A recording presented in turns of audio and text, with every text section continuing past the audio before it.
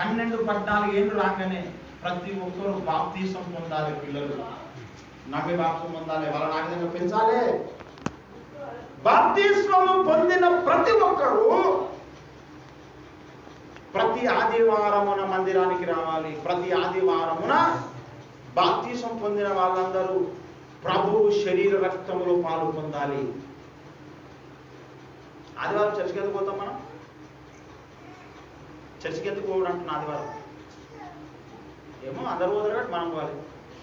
అందరితో మనం కదా, అంతేనా? పోడు. యేసుక్రీస్తు ప్రభు చనిపోయి తిరిగి లేచిన దినం ఆదివారము. యేసు ప్రభు చెప్పిండు, నన్ను జ్ఞాపకము చేసుకోవడానికి నా శరీర రక్తము తిని త్రాగండి అన్నాడు. ఆదివారమున యేసుక్రీస్తు ప్రభువును మనం జ్ఞాపకము చేసుకోవాలి. ఆయన పుట్టుక, ఆయన మరణం, ఆయన పునరుత్థానము జ్ఞాపకం చేసుకోవాలి. అందుకు మనం చర్చికి పోయేది. ఆదివారం చర్చికి ఎందుకు పోవాలి అంటే యేసు ప్రభు మన కొరకు పుట్టాడని, మన కొరకు చనిపోయాడని, మన కొరకు తిరిగి లేచాడని ఈ సంగతులను ఆయన శరీర రక్తంలో పాలు పొంది జ్ఞాపకం చేసుకోవడానికి చర్చికి మనం పోయేది. అందుకొరకు పెట్టిండ్రు. మొట్టమొదటి ఆదిమ అపోస్తలులు చర్చికి వెళ్ళడం, వారానికి ఒకసారి సమాజంగా కూడుకోవడం అనేది అందుకొరకు. ఇందులో కొన్ని జరుగుతున్నాయి, కొన్ని జరుగుతలేవు. ఈరోజు ఎంతమంది మీరు ప్రభు శరీర రక్తాల్లో పాల్గొంది? నేను అడిగిన ముచ్చట అర్థమైందా మీకు? మరలాదివారం కదా, మరి మరలాదివారం రావాలి చర్చికి. ఇవ్వాలి ఎందుకు మనం వచ్చుడు కదా? మరలాదివారం రావాలి మనం చర్చికి. ఎందుకు రావాలి అసలు? చర్చికి వచ్చుడు ఎందుకు? మీరు అపోస్తల బోధించు సహవాసమందు రొట్టె విరుచుట 2:42 రొట్టె విరుచుట అపోస్తలుల కార్యం 2వ అధ్యాయం 42వ వచనం ఇలా చెబుతుంది. మీరు అంటే నమ్మి బాప్తిసం పొందిన వారు అపోస్తలుల బోధయందు, సహవాసమందు, రొట్టె విరుచుటయందు, ప్రార్థన చేయుటయందు ఎడతెగక ఉండాలి. ఎడతెగకుండా ఉండాలి. గ్యాప్ రావద్దు అనమాట. ఒక ఆదివారం వచ్చిందంటే, ఆదివారం ఎప్పుడు వస్తే అప్పుడు చర్చికి పోవాలి. ఆ రోజు ప్రభు శరీరక్తలో పాలు పొందాలి. ఇది 7వ మాట. అపోస్తలుల కార్యం 2:42 ఉంది. 20వ అధ్యాయం 7వ వచనం. ఆదివారమున మేము రొట్టె విరుచుటకు కూడుకున్నాము అని చెప్తున్నాడు అపోస్తలుడైన పౌలు భక్తుడు. ఆదివారమున మేము రొట్టె విరుచడానికి కూడుకున్నామంటున్నాడు. ఆదివారం ఎందుకు పోవాలి చర్చికి? అమ్మలు, తల్లులు, అవ్వలు మీరు దండం పెట్టండి. ఆదివారం చర్చికి ఎందుకు పోవాలి? వాళ్ళు ఎందుకు పోయారు? అప్పుడు యేసయ్య శిష్యులు ఎందుకు పోయారు? రొట్టె విరవడానికి పోయారు. ఆదివారం రాగానే ఎడతెగకుండా. యేసయ్య ఈ లోకంలో నుంచి వెళ్ళిపోయింది మొదలుకొని, యేసయ్య శరీరం విరిచి ఇచ్చింది మొదలుకొని అప్పటిదాకా ఈ ఆదివారం దాకా ఒక్క ఆదివారం కూడా శరీరం ఇరవడం మానలేదు వాళ్ళు. మనం కూడా మానొద్దు. ఇది పూర్తిగా తెలుసుకోవడం అంటే, ఇది పూర్తిగా తెలుసుకోవడం. ఆయన శరీరక్తంలో పాలు పొందితే మనకు 6 ఆశీర్వాదాలు వస్తాయి ప్రతి ఆదివారం. బాప్తిసం పొందిన వాళ్ళందరూ బాప్తిసం ఎప్పుడు పొందాలి? ఎవరు పొందాలి అంటే 12-14 ఏళ్ళు రాగానే ప్రతి ఒక్కరు బాప్తిసం పొందాలి. ఇక్కడ అందరు క్రిస్టియన్స్ కదా. క్రైస్తవులు అంటే అర్థం ఏంటిది? నమ్మి బాప్తిసం పొందిన వాళ్ళు క్రైస్తవులు. బాప్తిసం పొందిన వాళ్ళు క్రైస్తవుల పేరు పెట్టుకోవడానికి వీలు లేదు. కొందరు బాప్తిసం పొందలేదు కానీ మేము క్రైస్తవులం అంటారు. అది తప్పది. బాప్తిసం పొందకుండా క్రైస్తవులు అవుతారు ఎవరైనా? కాదు. ఇప్పుడు ఎవరైనా సరే ముస్లింలకు పుడితే ముస్లిం అవుతాడు, హిందువులకు పుడితే హిందూ అవుతాడు. కానీ క్రైస్తవులకు పుట్టితే క్రైస్తవుడు కాదు. అవుతాడు అంటే క్రైస్తవుడు కాదు. కానీ పిలిచేటప్పుడు ఎట్లా పిలిచినట్టే వీళ్ళు క్రైస్తవులే అంటారు. అట్లా కాదు. క్రైస్తవులు ఇద్దరు, క్రైస్తవ భార్యకు క్రైస్తవ భర్తకు ఇద్దరికి పుట్టినందుకు లేదా తల్లిదండ్రులకు పుట్టినందుకు క్రైస్తవులుగా ఉండరు ఎవరు కూడా. ఎవరైనా నమ్మి బాప్తిసం పొందితేనే క్రైస్తవులు అవుతారు. క్రీస్తుని అంగీకరించిన వాళ్ళు అవుతారు. హల్లెలూయా. మనం ఎంతమంది నిజంగా క్రైస్తవులు? నమ్మి బాప్తిసం పొందిన వాళ్ళందరూ క్రైస్తవులే. మనం క్రైస్తవులు. మనం చేయాల్సిన పని ఆదివారమున ఆయన శరీరంలో రక్తంలో పాల్గొన్నాను. ఇది పూర్తిగా అప్పుడు ప్రిస్కిల్లా అకులాలు నేర్చుకున్నటువంటి సంగతి. వాళ్ళు అపోల్లోకు చెప్పినటువంటి సంగతి ఇది. అపోల్లో సగమే చెప్తున్నాడు, ఇట్లనే నెలకోసారి ప్రభు శరక్తలో పాల్పొందని చెప్పిండ్రు అనమాట. వీళ్ళు చెప్పారు, అయ్యా అట్లా కాదు, బైబిల్లో ఇట్లుందని చెప్పారు. బైబిల్లో ఇట్లుందని చెప్పారు. ఇట్లా ఇంకా అనేక విషయాలు. మనము అతి త్వరలో ఇలా చేస్తూ పోతే ఏమైతామంటే యేసయ్యలాగా తయారవుతాము. యేసు లెక్క తయారు కావాలన్నాం. యేసులాగా ఉండాలని, యేసుతోనే నడవాలని, యేసులాగా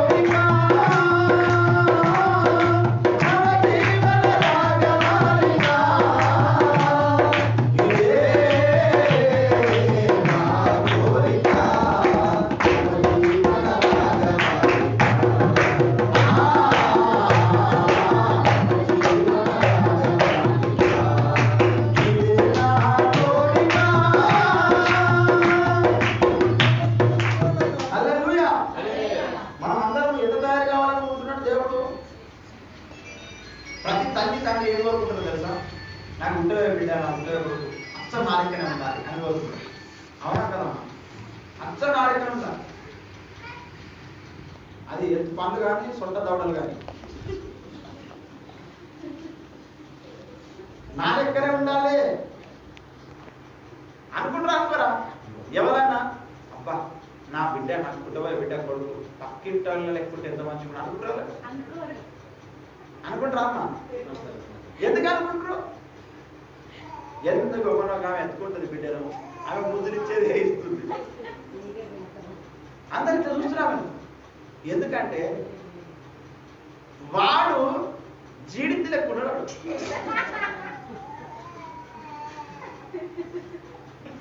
కర్రగున్నాడు నా కొడుకు, నా ముద్దల కొడుకు అసలు నా లెక్కనే అన్నాడు. కాకి పిల్ల కాకి, అవునా లేదా?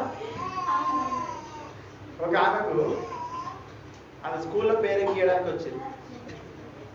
ఆమె పేరు ఏంటంటే సౌందర్య. ఆమె పేరు సౌందర్య. ఆమె చూస్తే చీకట్లో నిలబడితే పండ్లు తప్పే కనబడి, నవ్వుతే పండ్లు కాదు కదా. ఆమె పేరు సౌందర్య అని. ఎవరి ఇష్టం వాళ్ళది, ఎవరి ప్రేమ వాళ్ళది. మనం కోరుకుంటాం నా పిల్లలు నా లెక్కనే ఉండాలి, నేను ఎట్లుంటే గట్టిగా ఉండాలి, కర్ర ఉంటే కర్రగానే, నల్లగుంటే నల్లగానే, తెల్లగుంటే తెల్లగానే, ఎంత ఎత్తుంటే అంత ఎత్తే ఉండాలి మనం కోరుకుంటాం కదా. అట్లనే నా పిల్లలు నాలా ఉండాలని దేవుడు కోరుకుంటున్నాడు. దేవుడు కోరుకుంటున్నాడు. మీరు ఎప్పుడైనా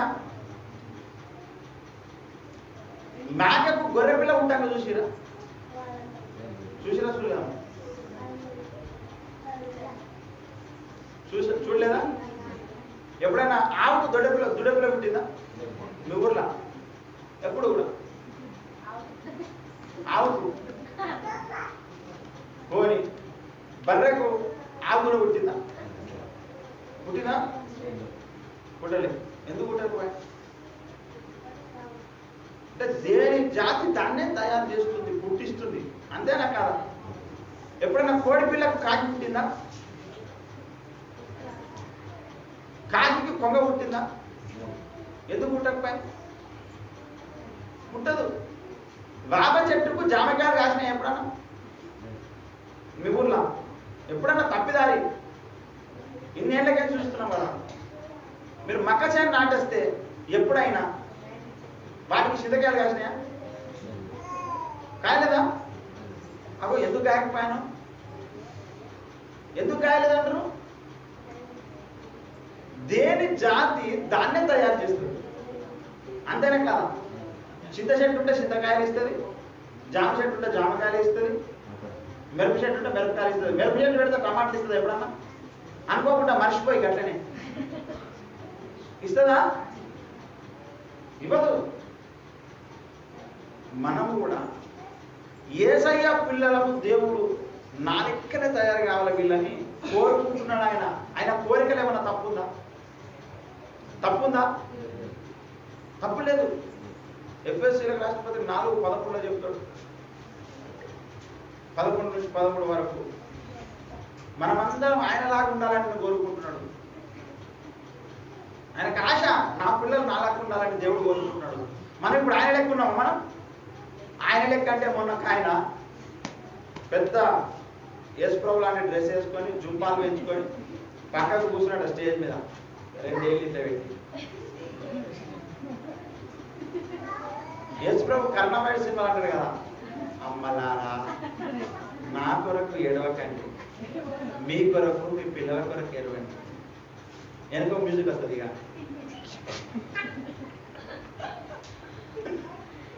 నా కొరకు ఏడవకండి అమ్మలారా అంటే పక్కకు ఇంకొక పాస్టర్, ఓపిరి పాస్టర్ ఉన్నాడు. ఏం సార్ ఇట్లా కూర్చున్నారు, ఏం సార్ ఇది కదులుతలేదు, ఇట్లనే ఉన్నారు, ఈ జుంపాలు ఏంది, ఈ డ్రెస్ ఏంది, ఈ గడ్డం ఏంది, ఈ చేతి ఇట్లా పెట్టుడు ఏంది అని అంటే యేసుప్రభు పోలిక బ్రదర్. యేసుప్రభు ఇది యేసుప్రభు పోలిక కాదు, విజయచంద్ర పోలిక. కరుణామయుడు సినిమాలో విజయచంద్ర పోలిక ఇది. అది యేసు పోలిక అనుకుంటున్నారు చాలా మంది. యేసు పోలిక అది కాదు. యేసు పోలిక అంటే జుంపాలు పెంచుకున్నాడు, గడ్డం పెంచుకున్నాడు, పెద్దది ఒకటి డ్రెస్ వేసుకున్నాడు, ఏలిట్ల పెట్టి అమ్మలారా రోజు ఇదే రిపీట్ చేసినట్టు, నా కొరకు ఏడవకండి.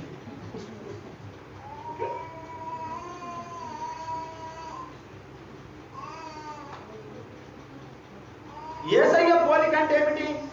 ఇగో ఇది తెలుసుకుంటే మనం పూర్తిగా తెలుసుకున్నట్టు లెక్క. ఇది తెలుసుకుంటే పూర్తిగా తెలిసినట్టు లెక్క. మనకు ఇంకా కొంచెమైనా తెలుసుకున్నట్టు లెక్క. యేసు పోలిక అంటే ఏంటిది? మావాడిని చూసినావా? అటు పుట్టి అప్పుడే ఆపరేషన్ థియేటర్గా ఇక్కడ తెస్తారు. తల్లి వచ్చి చూస్తుంది, వీడు నా లెక్కున్నాడా ఏ లెక్కున్నాడా అని. తండ్రి వచ్చి చూస్తాడు, వీడు నా లెక్కున్నాడా వాళ్ళ అమ్మ లెక్కున్నాడా అని చూసుకుంటారు ఇద్దరు. చూసుకోరా? తండ్రి వచ్చి వీడు ఈ పక్కింటో లెక్కున్నాడా ఆ పక్కింటో లెక్కున్నాడు చూస్తాడా? చూడరు, అసలు ఆలోచన రాదు ఎవరు. ఊర్లే ఎవరు లెక్కున్నాడు వీడు అని చూస్తాడా? నా లెక్కున్నాడా వాళ్ళు అవ లెక్కున్నాడా అని చూస్తాడు. దేవుడు మనల్ని చూస్తున్నాడు. నా లెక్క ఇప్పుడు ఎంత తయారయ్యారు వీళ్ళు అని రోజు చూస్తున్నాడు ఆయన. వారం వారం చూస్తున్నాడు ఆయన. ఇప్పుడు యేసయ్యకి ఎంత తయారైనా మనం తయారవుతా అంటే ఏం దుర్లా ఎట్లా తయారవుతారు? రోజు స్నానం చేస్తున్నాం, పౌడర్ గదే వేసుకుంటున్నాం. మరి అట్లా తయారవుతుంటే ఏం తయారు కావాలి? మరి అనుకోకుండ్రి. యేసులాగా తయారు కావడం అంటే యేసులాంటి ఆలోచన మనకు రావాలి, యేసులాగా మాట్లాడాలి, యేసయ్యలాగా పని చేయాలి, యేసయ్యలాగా నిర్ణయము తీసుకోవాలి. మన ఆలోచనలలో మార్పు రావాలి. ఇప్పుడు మన ఇంట్లో యేసు ప్రభు ఉంటే, మీ స్థానంలో యేసు ప్రభు ఉంటే ఎట్లా ఆలోచిస్తాడో మనము అట్లా ఆలోచించగలగాలన్నమాట. దేవునికి మహిమ కలుగునుగా. ఇప్పుడు మన ఇంట్లో యేసయ్య ఉంటే మనము యేసులాగానే ఆలోచించాలన్నమాట. ఇప్పుడు అట్లనే ఆలోచిస్తున్నాము మనం. ఇప్పుడు మన ఇంట్లో యేసయ్య ఉన్నాడు అనుకో, మన కొడుకుని ఎట్లా వేస్తాడు యేసయ్య? నువ్వు పబ్జి ఆడుకోకుండా నేను చెప్తా అట్లా పోయి ఇట్లా చేస్తా అంటారా? ఏమంటాడు? ఆ గోడల మీద రాసిండు అనుకో ఈ గీతలు, సంచులు రాస్తాడా ఆయన? రాయనిస్తాడా యేసు ప్రభు? అమ్మా ఇప్పుడు యేసు ప్రభు మన ఇంట్లుంటే రాయనిస్తాడా? అవి ఏం చేస్తాడు యేసు ప్రభు ఉంటే? నేను రానుకో చర్చికి, నేను పోతా అంటే ఏమంటాడు ఆయన? అట్లా బిడ్డ సరే అంటాడా? ఏమంటాడు? ఏమన్నా చెప్పవాలి, కొడతాడు. కొట్టాడా? ఏ ట్రక్ పోయాడు నాడు సక్కగా కూర్చొని చర్చిలా. మీరు ఏ శైలిక తయారైపోవాలంటే ఎంతమంది తయారవుతారు? ఏంటే ఎన్నట్లేదు గిట్ట తయారైంది మా అమ్మ గిట్ట తయారైంది మా నాయన అంటే వేసుకోనికి రా అంతే ముచ్చట్లేదు. యేసు ప్రభు ఇప్పుడు ఇక్కడ ఉంటే నీకు ఏం చేస్తాడో నీకు అది చేస్తాడు. ఇప్పుడు నేను యేసు ప్రభు అంటే నీకు మంచి బట్టలు కొనిస్తాడు, నీకు కొనిస్తున్నా. యేసు ప్రభు ఉంటే నీకు మంచి తిండి పెడతాడు, నీకు పెడుతున్నా. యేసు ప్రభు ఉంటే చర్చికి నడిపిస్తాడు, తోలుకుపోతాడు, గుజుకుపోతాడు. నేను కూడా తోలుకుపోతున్నాను అని తీసుకురావాలి. ఇప్పుడు మనం యేసయ్యకు ఉన్నామా? మన ఇంట్లో ఎట్లున్నాం? మన లెక్కనే ఉంటుంది. ఎట్లున్నాం మనము? యేసయ్యలాగా తయారైపోదాం మనము. యేసయ్య కోరుకుంటున్నాడు ఆయనలాగా మనం ఆలోచించాలని, ఆయనలాగా బ్రతకాలని కోరుకుంటున్నాడు ఆయన. బ్రతుకుదాం వద్దా మన ఇంట్లో? చెప్పండి. బ్రతకాలని ఇప్పుడు మనం ఏం చేయాలి? ప్రిస్కిల్ల ఆకులలాగా ముందు మొత్తం తెలుసుకోవాలి. మనం ఇంకొకరికి చెప్పేటట్టు ఉండాలి. మనం యేసులాగా తయారు కావాలని గురి పెట్టుకుంటే ఇక మన సైతాన్ గారు కూడా ఏం చేయలేడు. కొంతమంది కూరగాయలు బట్ట దొరుకుంటారు, ఇదంతా చిరిగిపోయి ఉంటుంది. ఏ ఇందిరాకి ఇట్లా మొఖాలు కనబడుతుంది, మొఖాలు షిప్ప అంటే ఫ్యాషన్.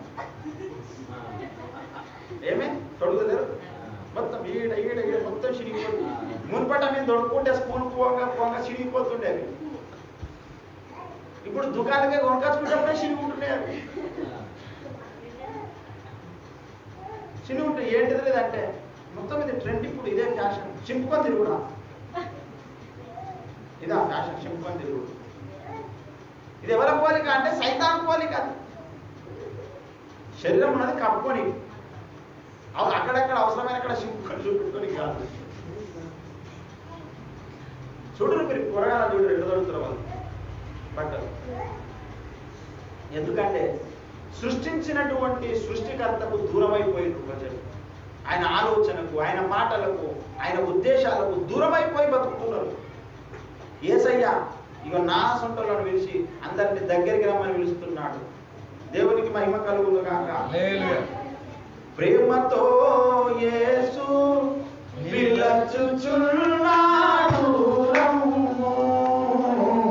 ప్రేమతో యేసు పిలుచుచున్నాడు రమ్ము.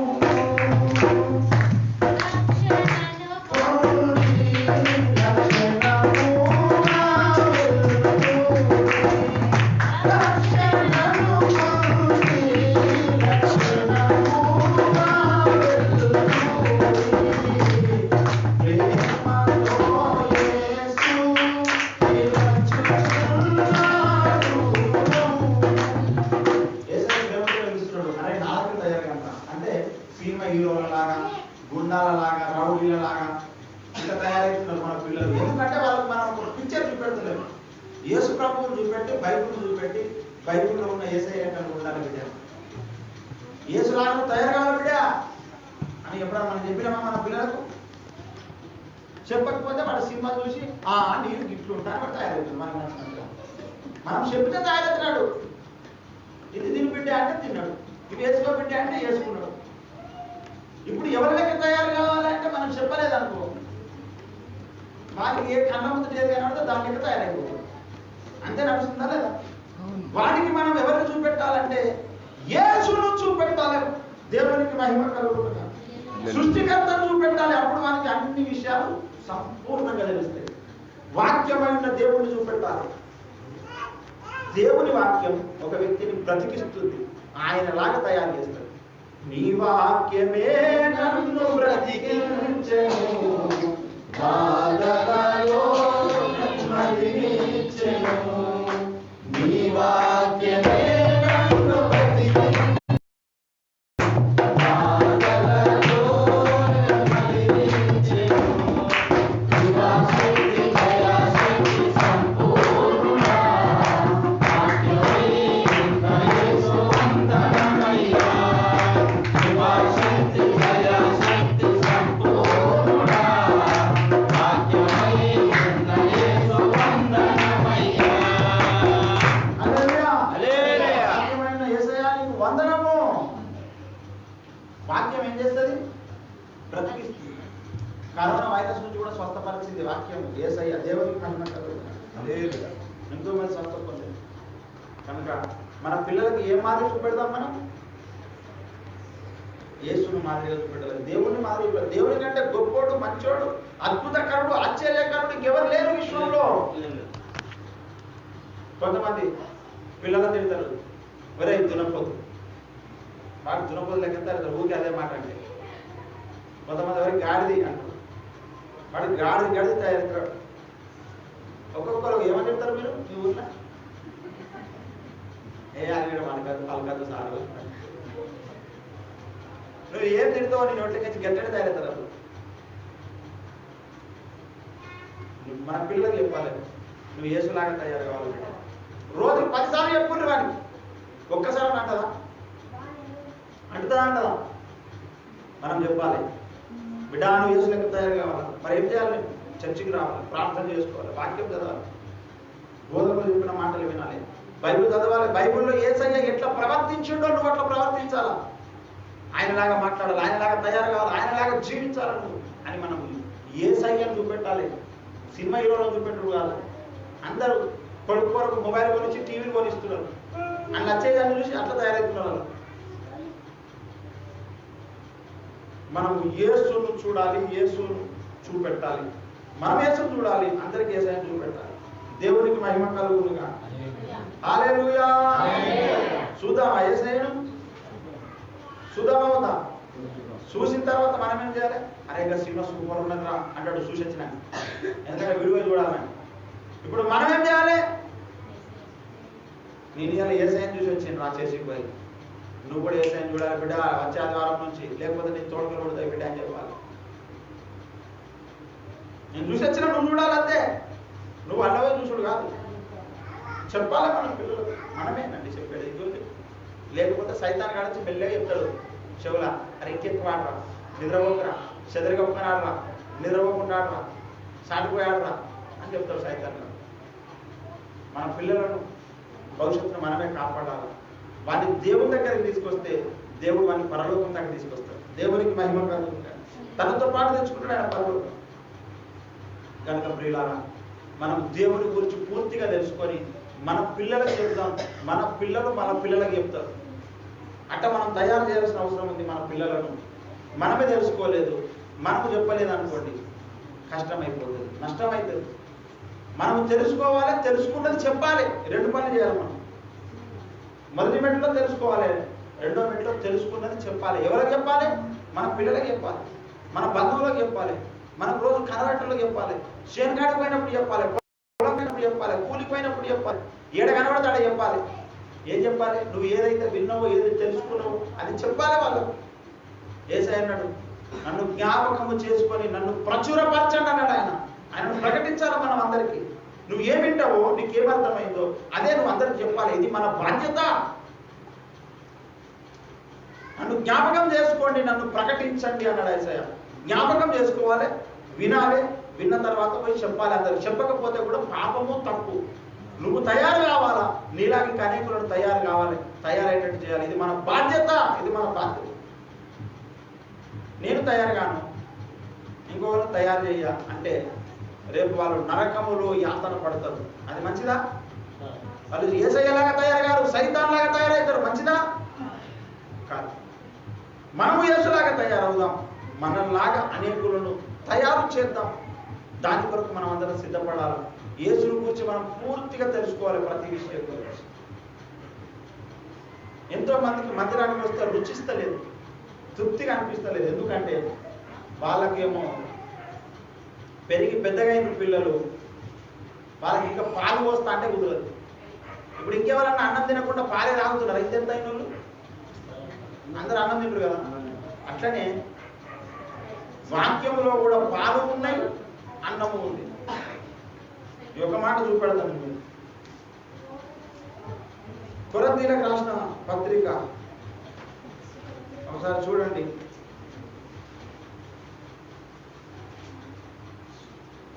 మొదటి కొరింథీ 3వ అధ్యాయం మొదటి. సహోదరులారా, ఆత్మ సంబంధులైన మనుషులతో మాట్లాడినట్లు నేను మీతో మాట్లాడకపోతే శరీర సంబంధులైన మనుషులే అని, క్రీస్తునందు పసిబిడ్డలే అని మీతో మాట్లాడవలసి వచ్చాను. అప్పటిలో మీకు బలము చాలకపోయినందున పాలతోనే మిమ్మల్ని పెంచితిని కానీ అన్నముతో మిమ్మల్ని పెంచలేదు. మీరు ఇంకను మీరు శరీర సంబంధులై ఉండడం వలన ఇప్పుడు మీరు బలహీనులై ఉన్నారు కారా అంటున్నాడు. మీకు పాలు పోసి పెంచిన అన్నం పెట్టి పెంచలేదు అంటున్నాడు. ఎందుకంటే ఇక పసిపిల్లలు అయితే పాలు పోయాలి, పెద్దలు అయితే అన్నం పెట్టాలి. మీ ఇంటికి చుట్టాలు వచ్చారు, 50 లీటర్ల నీళ్లు తెచ్చి పాలు కాగబెట్టి అందరికి మనసులో జగ్గడు పోషించారు అనుకోండి, వాళ్ళు ఏమంటారు? ఇవాళ హైదరాబాద్ నుంచి కష్టపడి ఇక్కడికి వస్తే జగ్గడు పాలిచ్చిరు, ఇక్కడ అన్నం పెట్టలేదంట. అన్నం ఎందుకు? పుట్టినప్పటి పాలే తాగడం తాగు. ఎట్లా మంచిగా ఉంటుందా? అమ్మ ఎట్లుంటుంది? అమ్మ నేను పాలు తాగడానికి పసిపిల్లో నేను అంటారా అనరా? శరీరానికి తెలుసు ఇది పాలు తాగేది కాదు, అన్నం తినేది. అట్లనే వాక్యం విషయంలో కూడా పాలు తాగే స్టేజ్ ఒకటి ఉంటుంది, బలమైన అన్నం తినే స్టేజ్ ఒకటి ఉంటుంది. యవనస్తులు పెరిగిండ్రు, పాలు తాగే స్టేజ్ అయిపోయింది. పెరిగి పెద్దగా అయినాక కూడా ఇంకా పాలే పోస్తున్నారు అనుకోండి, మనకి నచ్చక వెళ్ళిపోతారు అడిగించి. చాలా మంది చర్చికి రాకపోవడం గల కారణం అదే. ఈడికొచ్చి బలంగా అన్నం తిందామని ఒక పెళ్లికి పోయారు, ఆడ ఏం లేదు పచ్చి పులుసు చేసి పెట్టిరు అనుకోండి, ఇదేం పెళ్లిరా అబ్బాయి అంటారా? ఏమంటారు? అబ్బాయి ఎక్కడ చూడలేదు ఇటువంటి పెళ్లి అంటారా?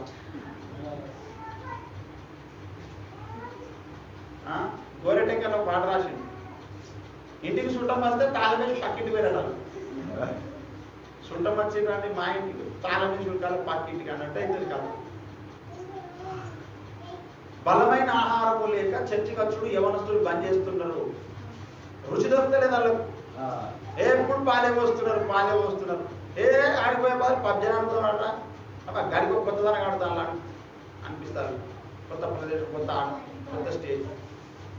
మనకు పాలు స్టేజ్ ఒకటి ఉంది, ఇప్పుడు అన్నం తినే స్టేజ్. బలమైన అన్నం కావాలి, అప్పుడే పూర్తిగా మనం తెలుసుకోగలుగుతాం దేవుని గురించి. విన్నదే విని ఎన్నిసార్లు విన్నదే యాక్సిడెంట్ రాదా?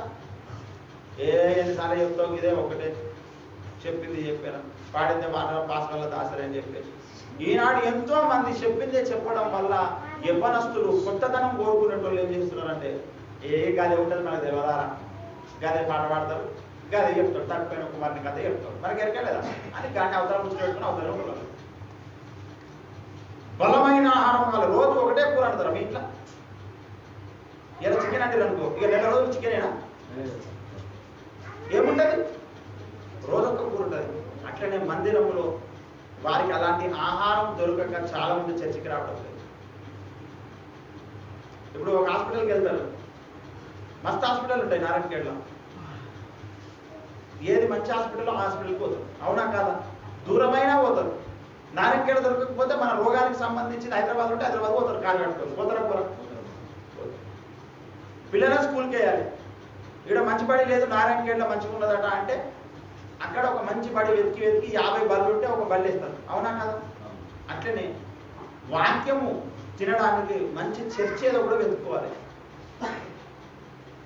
మా దగ్గర చర్చ్ ఉన్నది, ఇది చాలు మాకు అంటే మంచిదే. మీకు ఆహారం దొరికితే మంచిదే, దొరకకపోతే ఏం తప్పు కాదు. మన ఊళ్ళో బడి మంచిగా లేదు, పక్కూరు లేమా? మన ఊళ్ళో హాస్పిటల్ మంచిగా లేదు, పక్కూరు పోమా? అట్లనే పోవాలి కూడా. లేదంటే ఇక్కడ మంచి డాక్టర్ అన్న పెట్టుకోవాలి, ఇక్కడ మంచి ఉపాధ్యాయులను పెట్టుకోవాలి. అట్లా చేయాలన్నమాట, అప్పుడే మంచి ఆహారం దొరుకుతుంది. కనుక సంపూర్ణమైనటువంటి దేవుడిని కూర్చున్నటువంటి సంగతులు మనం తెలుసుకొని మనం పాటించి మన పిల్లలకు కూడా మనం చెప్పుకొని మనం యేసులాగా తయారు కావాలని దేవుడు కోరుకుంటున్నాడు. ఆ ప్రిస్కిల్లా ఆకులలో అట్లనే తయారయ్యారు కనుక ఒక ఆయన సగం చెప్పితే అది మొత్తం చెప్పలేదు నువ్వు అని ఆయనకే వీళ్ళు చెప్పిండ్రు చదువు రానోళ్ళు. అట్లా మనం తయారు కావాలన్నమాట. మరి అలా తయారు చేసే బాధ్యత దేవుందే. దేవా మమ్మల్ని అట్లా తయారు చేయి తండ్రి, అలాంటి బోధకులను పంపించు తండ్రి, అలాంటి వాక్యాన్ని మాకు ఇవ్వు తండ్రి అని చెప్పేసి మనం అందరం ప్రార్థించుకుందాం. విన్నటువంటి మాటలు మీకు తెలిసిన అందరికీ చెప్పండి, అప్పుడు మీరు ఇంకా వర్ధిల్లుతారు. దేవుడు మనకు తోడైండుగా అక్కడ రండి ప్రార్థన చేసుకుందాం. కృపగల మా దేవ, దయగలిగిన మా తండ్రికి వందనాలు. విన్నటువంటి మాటలని మా బ్రతుకులో మేము పాటించి తండ్రి నీ మహిమార్థంగా జీవిస్తాం తండ్రి. మా పిల్లలకు చెప్పుకుంటాం, మా యవనస్తులకు చెప్పుకుంటాం, మందిరానికి రాని వారికి చెప్పుకుంటాం. నీ పోలికలోనికి మేము అందరం తయారు కావాలి. అసలు ఆ ప్రిస్కిల్లలాగా మేము తయారు కావాలి తండ్రి. అట్టి కృపను మాకు అనుగ్రహించండి యేసయ్య. విన్న మాటలు వదిలిపెట్టకుండా మేము నెమరు వేసుకునే సహాయం చేయాలి. మేము దీవించబడడానికి సహాయం చేయి, నడిపించి మహిమాగణత ప్రభావాలు పొందుతామని సాతాను శక్తులన్నింటిని లాయపరుస్తూ నీ కృపకు అప్పగిస్తూ నీ దీవెన ఆశీర్వాదం నిండుగా దయచేసి ప్రభావాలు పొందుతామని సాతాను శక్తులన్నింటిని లాయపరుస్తూ ఇక్కడ ఉన్న వీళ్ళందరినీ మీరు దీవించి ఆశ్రయించుకొని మరి వసంత మన ప్రవీణ్ వారి తల్లిదండ్రులను మీరు ఆశ్రయించండి. ఇక్కడ కూడి వచ్చిన ప్రతి ఒక్కరిని పేరు పేరున మీరు దీవించి నడిపించి మహిమాగణత ప్రభావాలు పొందుతామని మీకు లెక్కలేని స్తోత్రాలు చెల్లిస్తూ యేసు నామములో ప్రార్థించే వేడుకున్నాం పరమ తండ్రి. ఆమె తండ్రి దేవుడి ప్రేమ కుమారుని ఇస్తున్న మీ పరిశుద్ధాత్మకమైన సహాయం ఇక్కడ మన భూలోకంలో ఉన్న సకల భక్తులకు తోడైంది. యేసు వచ్చేంత వరకు మన లోకంలో దేవుని కృప సహాయం